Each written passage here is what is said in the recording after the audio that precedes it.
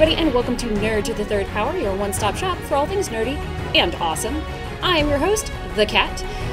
We have a really bare-bones crew in the studio tonight. Skyblaze, hi, how's it going? And John, hi, how's it going? And that's it. That's all we've got. How are you guys doing? Well, I'm okay. I just bought some new speakers and lights for my DJ gig this Friday. Shiny. They're really good. I am so pleased. She says with nearly the voice of a Dalek. Yeah, I was going to comment on that. Also, I met Paul McGann this weekend and I got a hug. Oh. I'm fangirling for you. Oh, I'm fangirling for you. I'm doing too. the flailing fangirl arms and everything. Yay! And my husband dressed like the Joker.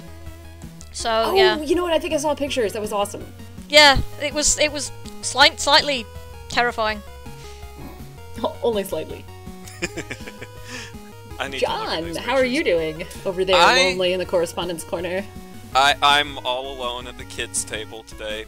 No. I may have misunderstood what you had said originally when you told me that it was going to be a bare-bones show today. Otherwise I wouldn't have brought all these skeletons with me. I'm so sorry. I'll clarify next time. Okay, I went to a lot of trouble to get them, and I'm not allowed to say how. Because I'm sure it involves a crime or 2 or 5 or felonies. I don't keep count. Well, despite our incredibly tiny crew, we do actually have an extra awesome episode for you guys today. Later on in the show, we're going to have an interview with Brant Cooley, aka nerd musician Professor Shyguy. But first, we are going to forego Ask a Geek this week, just because we don't have any, and we are going to jump straight into the headlines, starting always in the correspondence corner with, just John. John, take it away. Thanks, Kat. Well, without further ado, let's dive into the movie bin and see what we've got this week. We begin today, as we almost always do, with superheroes. As usual, there's quite a bit of buzz around the big-budget comic book movie scene. For starters, some of our listeners may recall that I reported that Marvel Studios head honcho Kevin Feige was strongly hinting toward the possibility that we might get a Black Panther movie sooner rather than later. Well, I'm happy to report that this development has been confirmed by none other than Stan Lee himself. While, of course, there's not yet any lead attached to the project, or, I don't know, director, script, we don't really know any of those details yet, Lee did mention it in the same sentence as Ant-Man and Doctor Strange as something which is definitely currently being worked on, while hinting that there were still other projects that he wasn't allowed to talk about. I don't know about you guys, but that's enough to make a true believer out of me. And speaking of movie projects, which have been rumored for some time now, it's looking more and more likely that Warner Brothers is actually serious about bringing Aquaman to the big screen. There's been a lot of rumor and speculation floating around. Floating, I mean, it was a funny... There's been a lot of rumor and speculation floating around about the underwater hero, particularly about whether Game of Thrones' own Jason Momoa would be playing the title role. And to be fair, all we know for certain is that Warner Brothers has registered a domain name. Still, isn't that how these things often start nowadays? I've always thought that Aquaman's gotten kind of a raw deal in pop culture thanks to the Super Friends, so I'd be delighted if he actually got the big screen treatment that he deserves. Of course, there's an even bigger superhero announcement that snuck under the radar on the small screen, that being the revival of a true national icon. The greatest American hero.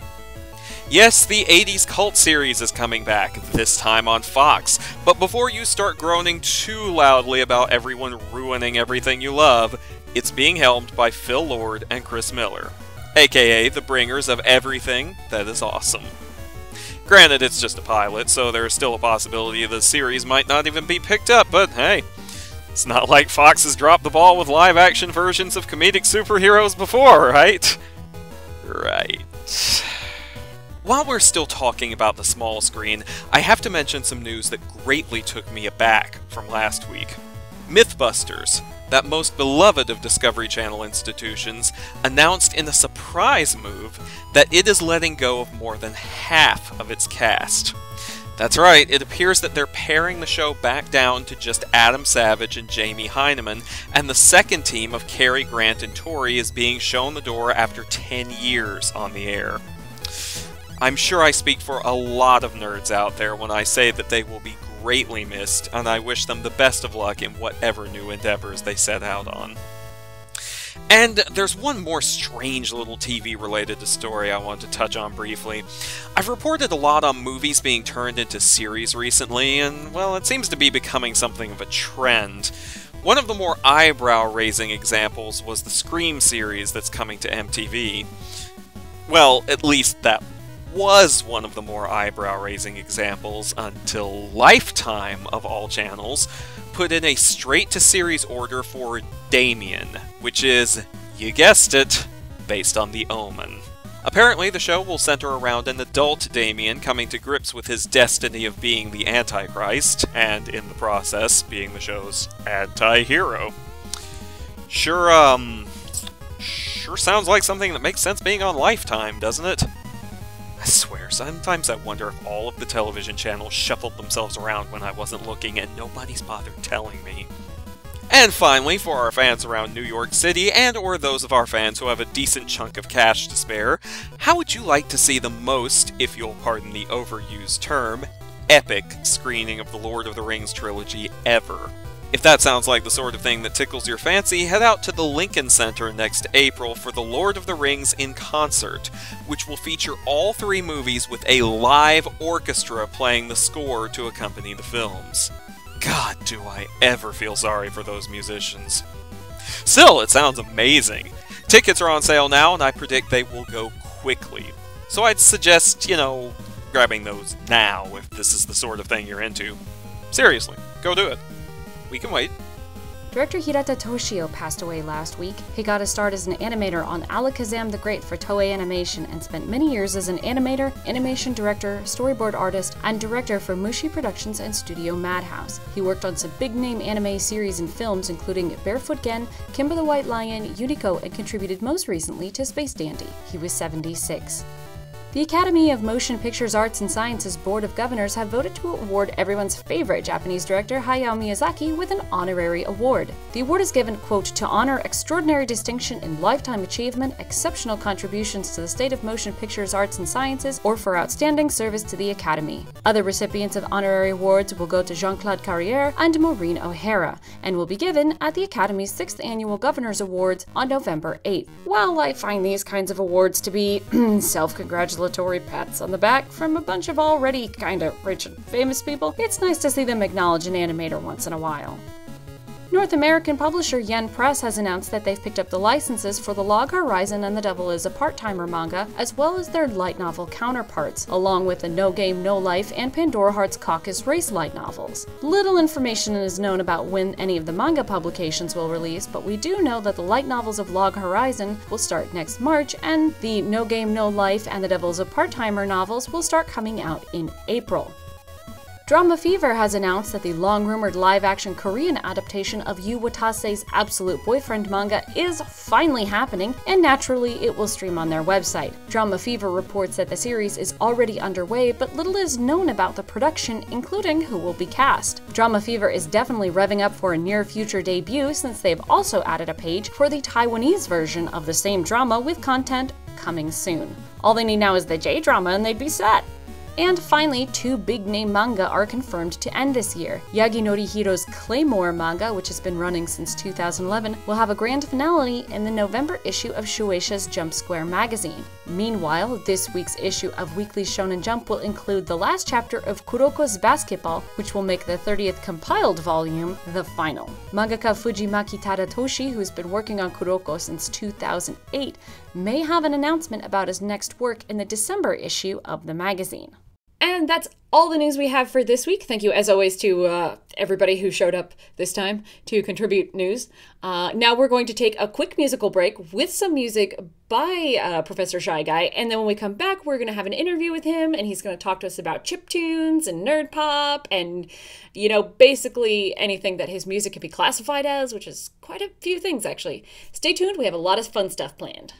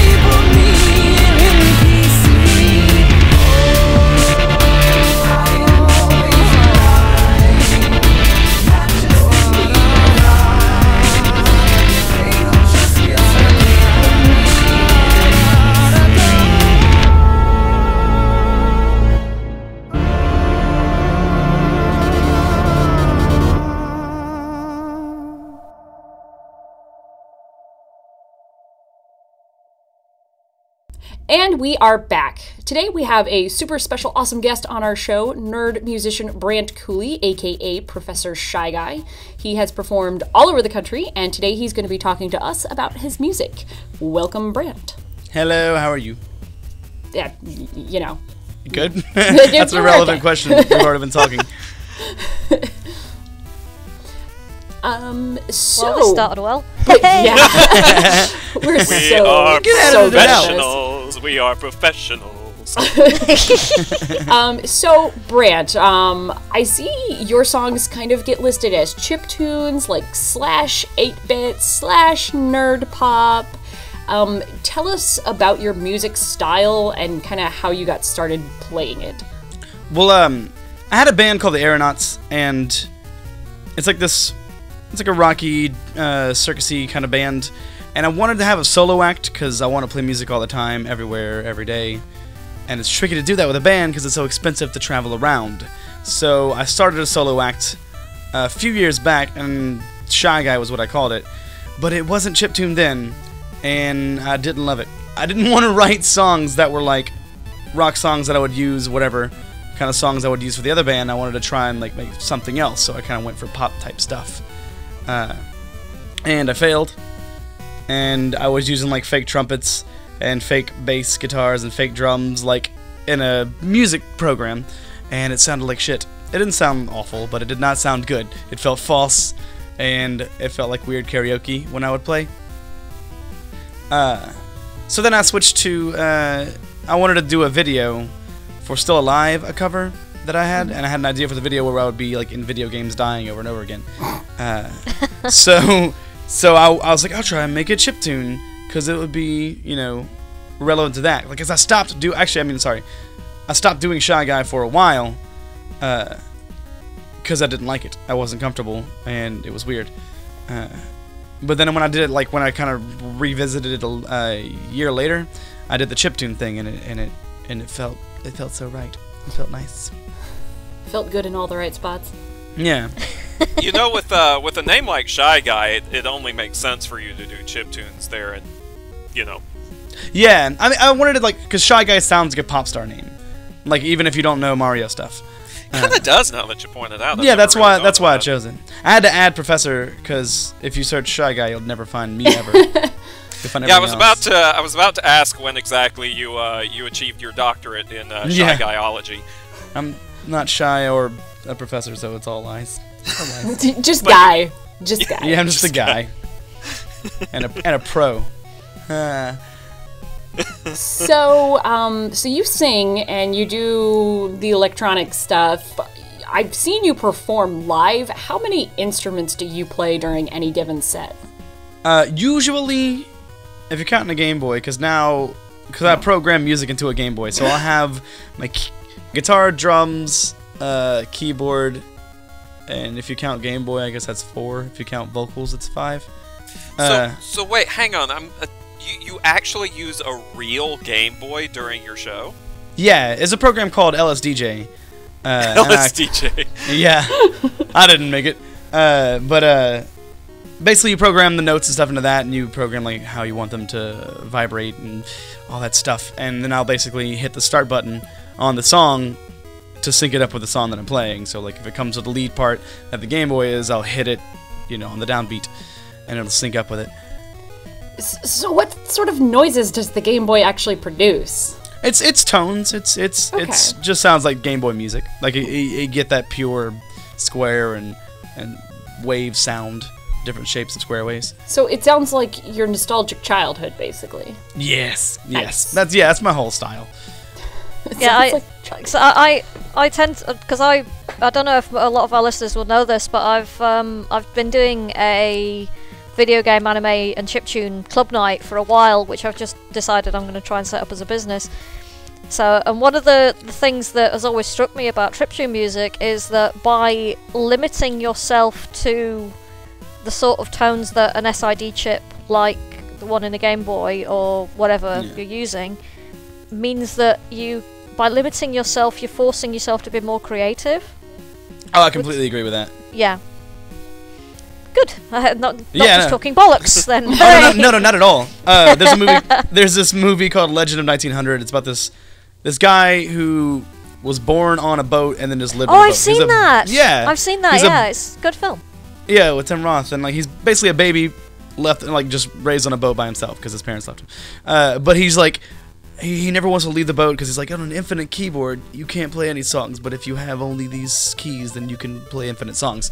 So I still use fake bit stuff too, like I use Reason to make drums and bass and other sounds that I can't get out of a Game Boy that are chiptune type sounds, but it's really neat trying to compose in a Game Boy because you have a lot of limitations, and you only have like 2 channels that are normal pulse waves, and then you have another channel that's a little trickier to work, and then like a sound channel. So that's why, I want it to be a full pop rocking type sound, so I really kind of need to take the fake bit stuff too, just as what I'm comfortable with.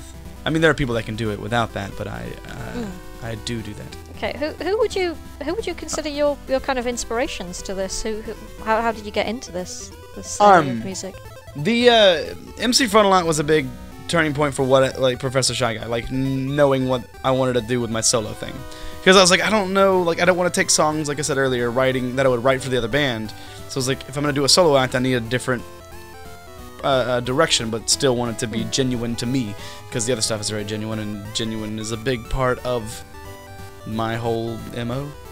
I want things to be very genuine. My show is like, I have a lot of fun on stage. It's not playing a character, which I don't...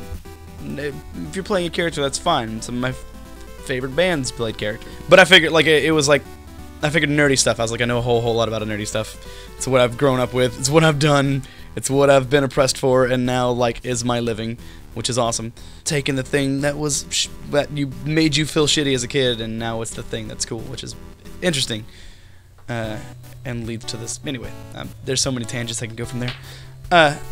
Anyway, MC Frontalot was a big part of it. A band called Moloko. Oh yeah. Is a big part of it for me. Not a lot of people know them over here. I do. Maybe over there. Yeah, over there, because they're Scottish, I think. Think so, yeah. Yeah, Roshan Murphy is. But their live show and like their brand of like pop, it's so fucking cool. It's so interesting, and like that lead singer Roshan Murphy kills it. She's so good. If you just watch videos, just go find videos of them. Anybody that's listening, go look up Moloko, M-O-L-O-K-O. She's got a really kind of very distinctive voice as well. It's very, very sharp, very precise. Yeah, very like sultry and kind of raspy. But like her live show, it's also like very showy. Like she does costume changes and stuff, but it also feels very genuine and like fun, kind of silly, not stupid silly, but like she's obviously like it looks like she's having fun. It feels very genuine, and genuine is again like I remember seeing Ben Folds at my college, and that was a big realization for me when it comes to like being genuine on stage. He just seemed like a guy that was having fun playing music with friends on stage, and I hadn't seen that done quite like that in such a giant setting. That he's like a super successful guy who can play like at colleges and be rowdy and curse and do silly shit, and then go to like play the Symphony Hall in Nashville and stuff like that. Like it's such a I don't know. I keep saying genuine too much, but you get the idea, I think. If you don't, just ask me more questions. No, it makes sense to me. Yeah. I'm kind of curious about what really got you started in music in general. Like even before DJ Shy. For some reason, I don't know why my brain keeps slipping gears and saying DJ Shyguy instead of Professor Shyguy. Yeah, people say that. Huh? People say that sometimes. Yeah, I don't know what the deal is, but yeah. Even before the Professor Shyguy thing, you were obviously, as you said, part of another band, and I'm willing to bet that wasn't even your first band then. Although I could be completely wrong, I don't want to make any assumptions. No, it's not it wasn't my first band. How did you get started in music, I guess, is what I'm asking. I always loved it, basically. As far as, like, farther back than I can remember, I like to play music. I remember there's a story that my mom told me. Basically, my mom and dad were driving a car. I was very young. I was in the back playing with this little Sears keyboard, which I remember getting for my birthday because I was at Mr. Gaddy's.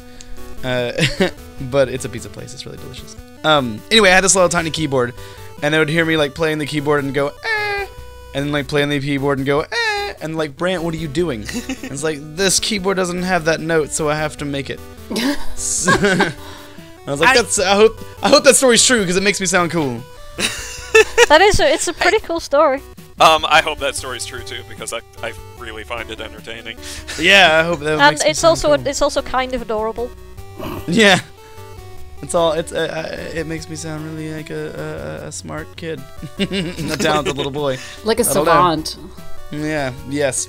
Like, I'm an idiot, so that works together. If you've seen me live, you know this. I don't know, but and then just kind of like, remember also, like, when guitar became my main thing. I didn't start singing until much later, but, like, guitar became my main thing whenever I was at my brother's house. Like, his roommate had a guitar, and I was in the back, like, in his room, just playing with it over and over. Like, just playing with it. Just, like, it was not playing it the right way, but, like, sitting it on my lap and pushing down on the strings and, like, playing it. But, like, figuring out songs that way, because everything I know about ear. I haven't really had lessons or anything. So I just remember, like, figuring out songs and, like, I want a guitar. So I remember getting a guitar, like an acoustic guitar, that Christmas, after saying that.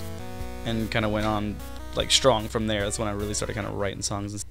So where do a lot of your lyrics come from? Because obviously there's the video gaming element, given that it's 8-bit and chiptunes, but I mean, other than video games, where does your inspiration for your music come from? Anything that I guess I was picked on for liking. I don't know. I have songs like Science, Life, and ABCs is about those things. It's about science because I really like science, and like it's a weird kind of like what is religion song at the heart of it all, but it's also like in alphabetical order. Like the first verse goes A to Z twice, and the second verse goes Z to A twice, and like the bridge is every second syllable is the following letter of the alphabet. So I obviously like patterns and words, but like abilities become condoned. So it's like A, B, B, C, or sorry, abilities, B, C, C, D, and so on. And there's a video for it if you look it up. If you YouTube search Profession Shyguy science, you'll find it. And I have lay out all the words. And then like books, like Ender's Game. I have a song about Ender's Game. And then just like general, like I have my own little robot story that I had written that's on the first album. And then a lot of video game stuff. A lot of video game stuff. Yeah, a lot of. I was gonna ask, is there any particular reason that you favor the Game Boy chiptunes over anything else? Like, I don't know, was it your favorite system growing up, or is there just something about its sound that you like better than, say, I don't know, the NES or the Super NES? It's a mix between sound and accessibility. SNES was my system. That was my baby, because that's whenever I was like kind of getting old enough to really comprehend the games. I mean, like I played a lot of NES games. I guess it kind of worked with I never realized how much it worked with the growing of kids, because like the NES games were kind of simple. I didn't really play RPGs on the NES, but I played a lot of RPGs on the SNES because I was coming into like 12, 13, whatever around then, and like playing Chrono Trigger and Breath of Fire and all these things.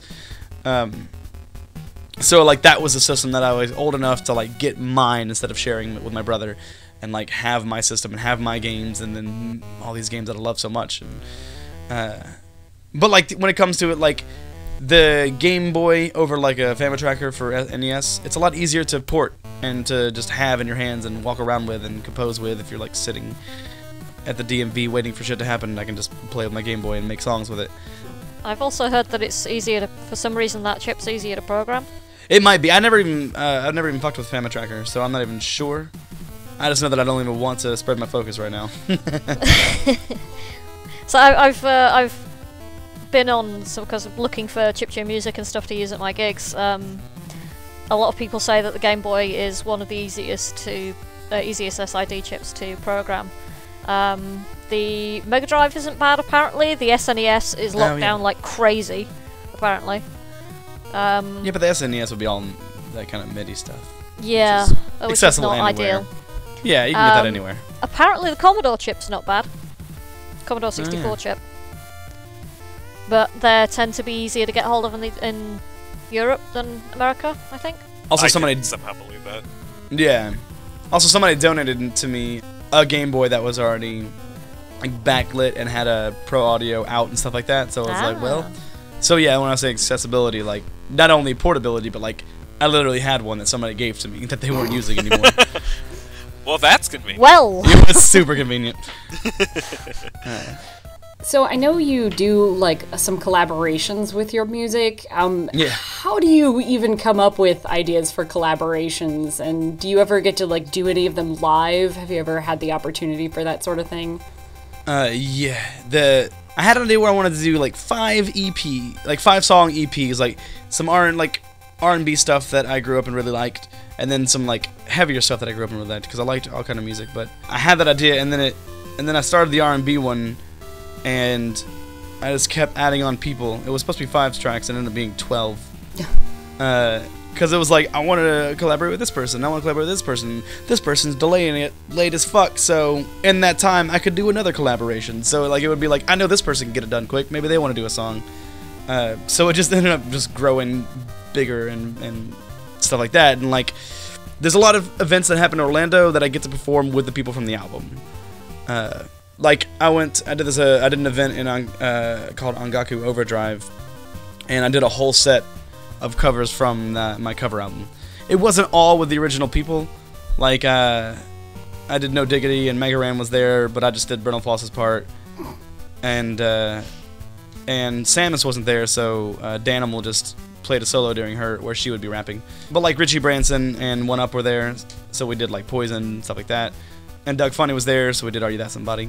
But it's funny because I've done a couple of... And then, like, this weekend I was in Atlanta at Dragon Con, and my friend Allie Spagnola and I were playing a set, and she was doing an all-cover set, so I was like, fuck, I need to pull out some covers. So I would just I'd be like, hey, anybody know the rap part to... Yeah, by Usher, and then find somebody who did it, so I was like, you come up whenever it's that time, and they just would lay it down, and it was awesome. So just pulling people up out of the audience to rap on stage, which was really fun, because I don't really want to rap. Do you do a lot of audience participation? Yeah, absolutely. I like audience because I'm alone up there. If I'm not involved in the audience, then it's the loneliest stage in the world. I'm not up there to dick around with myself. I'm up there to play music for people. And if I do not go into the audience or make a connection with the audience, then it is the loneliest feeling in the world. Because there's no friends to bounce off of on stage. Like, if it's a crappy audience, I can't just, like, hang out with the bassist and the drummer or whatever and, like, look at them and play music for each other and goof off. I'm alone. It's lonely. I can completely believe that. So, you mentioned being at Dragon Con recently. Just how many cons do you usually do in a year? At least 12, but way more than that. I mean, at least 20. I'm thinking, like, it's usually at least once a month. But it's usually, like, this last month was 4 of them. Oh, wow. And this month's, like, 3. But then there are slower months. I might have one in December now. I'm gonna do a little tour in December, and then I might go to a con, and then I'm gonna go home for 2 weeks, play board games with my best friend, for fucking 2 weeks, because he's off of work. Like, he gets his whole awesome. Big, long Christmas vacation, and me and him and his wife are gonna play board games like we did last year and the year before.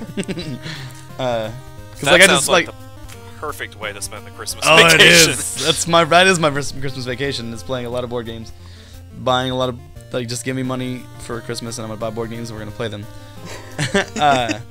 Cause like I just came from Gen Con and that's my vacation con. I'm kind of curious. I know that some cons pay their performers, some just kind of say like give them a couple of perks or something like that. I'm genuinely curious. Are you doing this for a living right now, or is this side? How long have you been doing that? About a year and a half. I was able to quit waiting tables at PF Chang's about a year and a half ago. Oh, cool. So this is all relatively recent for you then. Yeah, absolutely. It was before I turned 30, so I'm satisfied.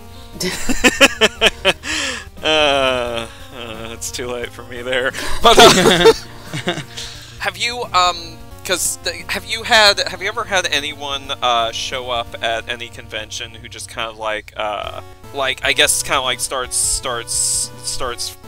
fanboying or fangirling at you like, OMG, you're Professor Shyguy, and I got it right this time, though I didn't say DJ. And like, I don't know, is that surreal for you when that happens? It's super surreal, especially whenever I made it to like the West Coast last year for the first time to go to California. I was able to tour over in California, which is amazing. and people in Seattle like would know my stuff, and it was fucking. You can't get almost further from me than Seattle, and stuff like that. And people would know my stuff and sing along with my stuff. It was crazy. And of course, they hadn't seen me live before because it was all the way in Seattle. It's real. That's really, really cool to me. If there's one thing that I love about the internet scene and the modern nerd scene in general, the con scene, all of that, it's that, well, basically, that, like, people like you exist and have come out of it. You know, you've kind of come out of the whole culture, you're able to do what you love and support yourself off of it, and you're able to get fans that before any of this would never have been able to hear your stuff. No. I just love stuff like that. Yeah, people say the music industry's all messed up. That's because it fucking caved in on itself.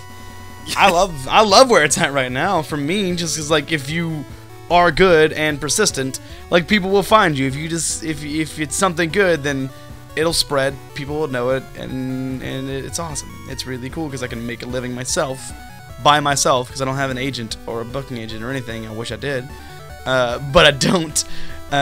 So I'm just making a living by myself, doing my own thing. So how do you get booked at conventions without some sort of booking agent kind of person? I started by, and can still do, but I started by just completely cold calling, just being like emailing them, and just being like, "You don't know me, but will you pay me money to sing songs at your place?" I mean, more eloquent than that, but that's basically what I was saying. No, I would book you at a convention if you put it that way. This is essentially what I'm doing with my gigs as well. It's like just emailing places and going, "Hey, I'm a DJ who plays nerd music. Hire me." Yeah. Please. It started like I used to have like a fake booking email, and I'd be like, "I'm trying to book Professor Shyguy for conventions. This is how much he wants, blah blah blah." But it worked because then I had no credits. I couldn't be like, "I'm me, I've done this." But now I can be like, "I'm me, I've done this." And I know that, like, with as many conventions I've worked at, and played at multiple times, because I do a lot of repeat conventions. I know that they prefer working with the artists themselves. If they can avoid working with a booking agent, then that's great for them. I mean, it gets a little trickier to be like, "I need this much," rather than saying, "He needs this much." That's a lot easier to say, like, "This guy needs this much money," than to be like, "Hey, pay me this much." So it's a little trickier that way. But again, people much rather deal with the artist themselves, especially when it comes to me. My travel isn't bad because I always drive because I have all this gear. So it's not like they have to pay for flights and all that stuff and arrange for me to be picked up. I'm usually like, "Hey, my travel's only this much, so pay me this much," and you're still getting me cheaper than most things, and I'm alone, so I make a decent amount of money. I like to be, just like with my live shows, I like to be very candid and very forward and open with whatever, so that they know that, I don't know, I'm not good at bargaining. Yeah, I think a lot of our people, the nerd tribe, have some anxieties about trying to bargain or try to play themselves up too much. Yeah. It's also knowing how to value yourself. You're right. It is tricky to know how to value yourself. Sometimes I'd be like, "I need this much," as a way to be like, kind of overshoot it a little bit, so that if they want to pay me less, then I'm good with that new amount, and they'll just be like, "Okay." I'm like, "Fuck, what'd I do wrong?" I mean, like, I'm not. That's why I need a booking agent. That's why I wouldn't mind having a booking agent, because I'm always like, "Give me this much," so that I have bargaining room, and then they accept it. And I was like, what could I have said? How high would they have gone? I have no idea. I'm not great. I'm not great at business. Well, as long as you're getting by. Yeah, I'm getting by. Yeah. So, speaking of your live performances, I have gotten to see you live, and during that particular performance, you came out in the Princess Peach costume. Oh, yeah. Where did that come from? Like, I'm so curious, like, what possessed you to dress up like Princess Peach? Because she's pretty, Cat, obviously. She's pretty. I wanted to feel pretty. No, I did a Kickstarter, and like I reached stretch goals, and I was doing a 12-hour stream for the end of it, and I was like, well, if I reach this other ridiculous amount, I don't have any more stretch goals, so I didn't expect to make it this far. What do you guys want? Like, I could do this, I could do that. Somebody's like, dress up like Princess Peach for a show, and then everybody was like, yeah, do that. And I was like, all right, I could do that. But instead of doing it for one show, which I feel like would be a ripoff, I did it for the tour and then for a couple of cons. And like on the last like 2 songs or whatever, I would play the hurry up Mario 3 music and go change into that real quick behind a curtain or whatever I could find to hide behind, and then come out and do the last couple songs as Princess Peach, so that more people got to see it, not just one damn show. That's brilliant. Yeah, it was really fun. That thing got torn apart for me. I bet. Holy crap. Whenever I play. I don't have a lot of clothes that last a lot long if they're stage clothes. Do you regularly do costume changes on stage, or was the Peach thing something special? The Peach thing was kind of special. Like, I wish I did it more, and I kind of need to.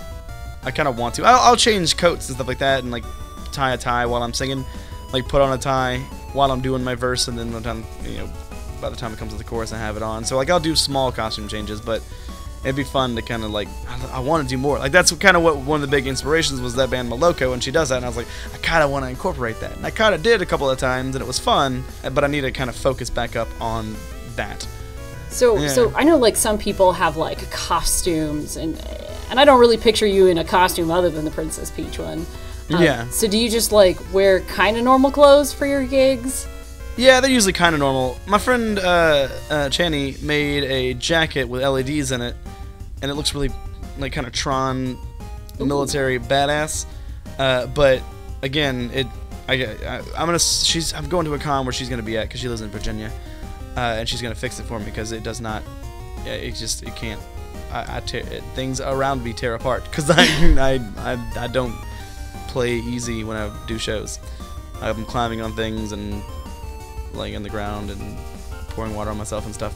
Sometimes it depends on the situation. Whatever the mood calls for. Well, yeah, that's really what it is. Like, that's the learning guitar hard, kind of hard. Playing keyboard hard. Learning to sing, whatever.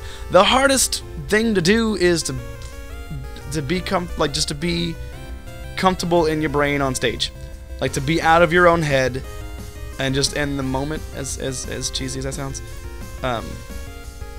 But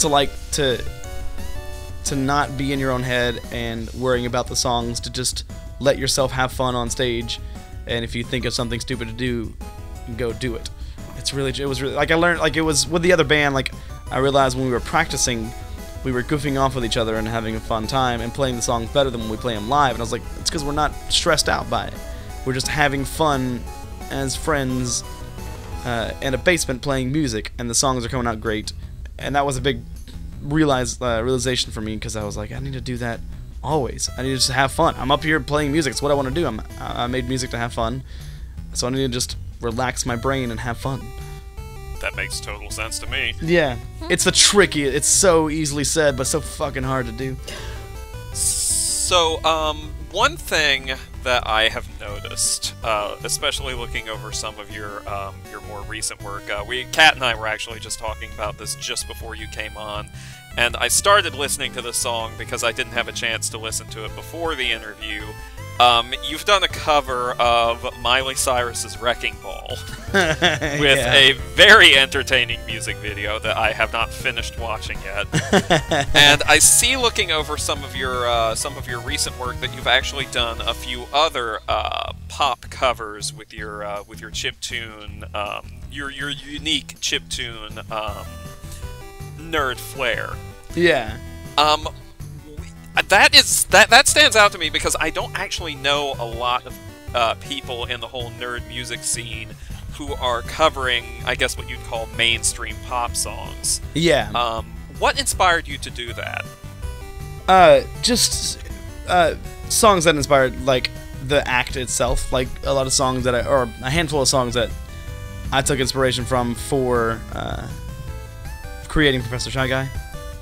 Like, cause like basically, like, it's like No Diggity and Are You That Somebody and Regulate and Never Gonna Get It, and Poison. Like, all those songs are songs that I loved growing up, and like they were the bridge into liking other type of pop stuff, because like it was stuff that was on the radio when I was young and awesome, and it wasn't uncool to like those things. Like, it was uncool to like certain music when you're in fucking high school. Well, I don't know how it is now, but in the 90s it was But no, there's still stuff that's uncool to like, and that's always and I gonna be do like around. some of it. yeah. And then I just like it became like newer songs that weren't as much an inspiration, but like still like awesome or whatever. So but yeah, Wrecking Ball is actually the only song on that album that I don't like as a song. That I wanted to cover because I wanted to skewer it a little bit because it sucks. Because in the second verse I sing the lyrics to Trouble by Taylor Swift, which I think is a pretty good song. Yeah, and then you put some Katy Perry in there too, right? I do. But the Trouble thing, I do not change the melody at all.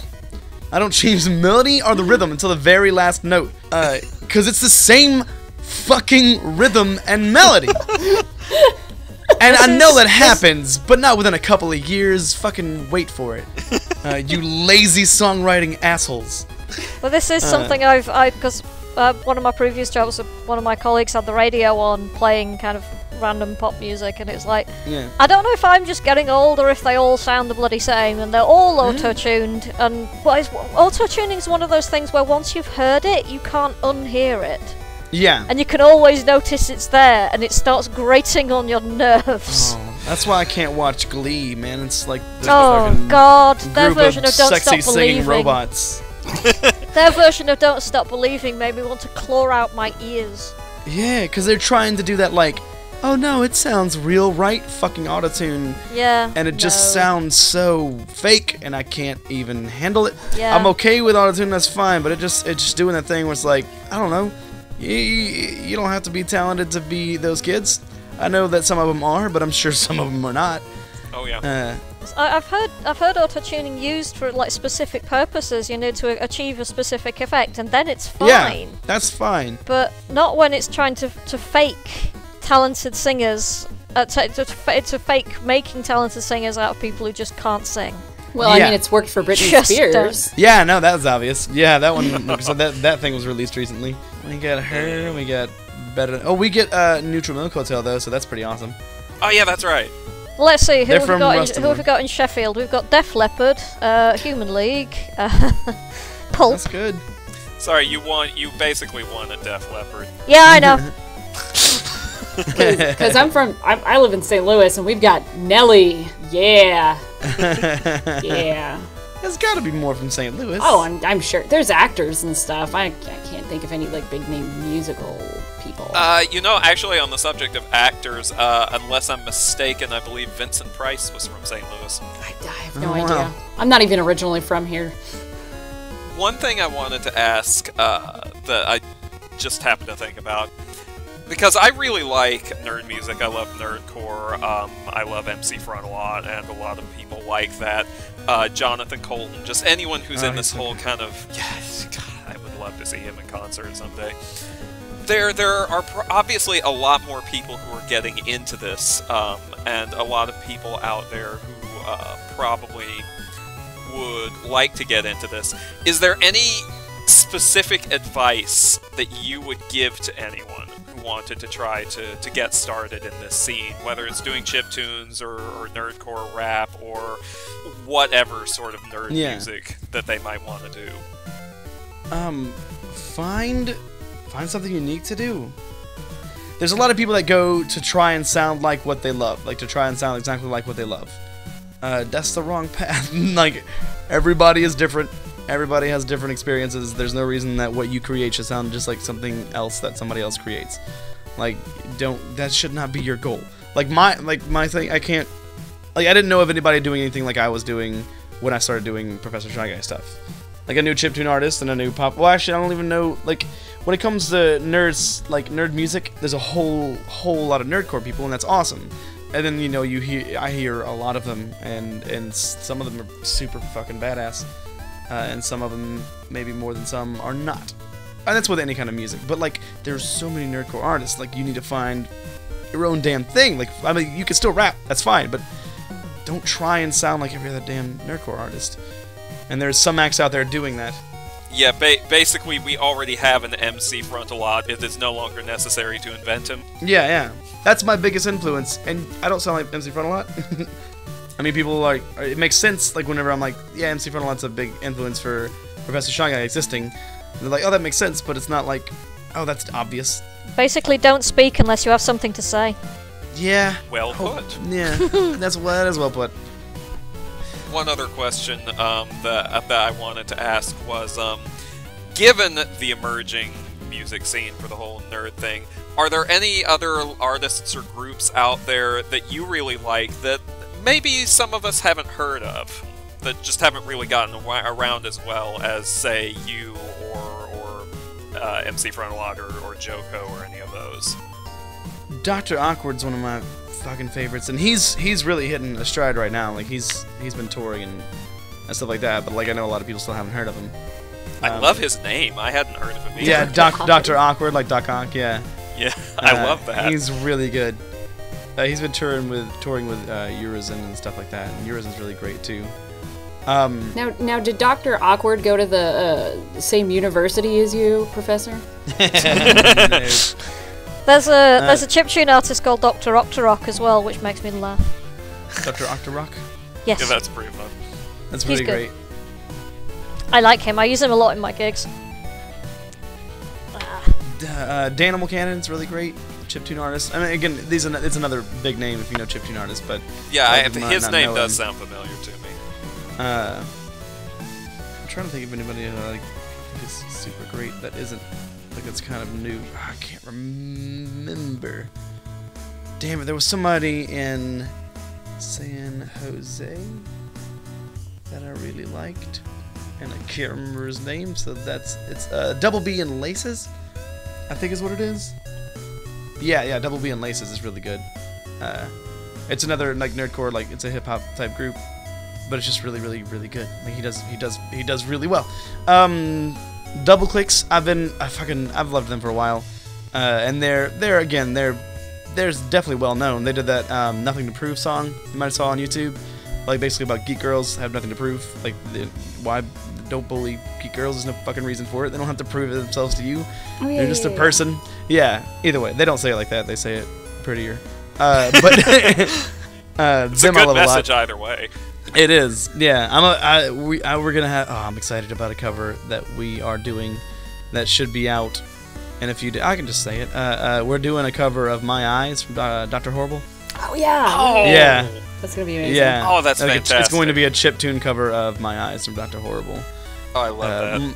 Yeah, they just got back from PAX and they're about to send the vocals my way. And then we were both playing at Gen Con, and we also have a cover of Anna Ing by They Might Be Giants, because that was the original plan. Is like they were on the next cover thing I'm gonna do. It's not gonna be R&B pop type stuff. It's gonna be other stuff. But either way, we're doing Anna Ing. But at Gen Con, they're like, "Can you play Anna Ing during our set?" And I was like, "Yeah." And I'll think of something that we can do during my set. And I was like, "Do you know My Eyes?" They're like, "Yeah." So I just in the car on the way to Gen Con, I had my best friend drive, and I made the cover of My Eyes while she drove in my car on the way to Gen Con, so we could do it during my set. Nice. And we were practicing at Gen Con on at a table, with the one headphone in each ear, just to actually rehearse it in the food court area. And then we just the second time through, Aubrey was like, "We should record this and make a video for it." So we're just gonna, it's just us sitting on a table, singing it, lip syncing it, and we're just gonna have that as the video. But yeah, so the double clicks are awesome. Double B and Laces, Double Clicks, other double bands, Stevie Ray Vaughan and Double Trouble. Yeah, those are some good ones. Sarah Donner's good. She likes cats. This person's awesome. She likes cats. Yes, that is the correct response. And before we completely run out of time, would you like to plug any kind of upcoming shows, any gigs, and your websites where people can download your musics?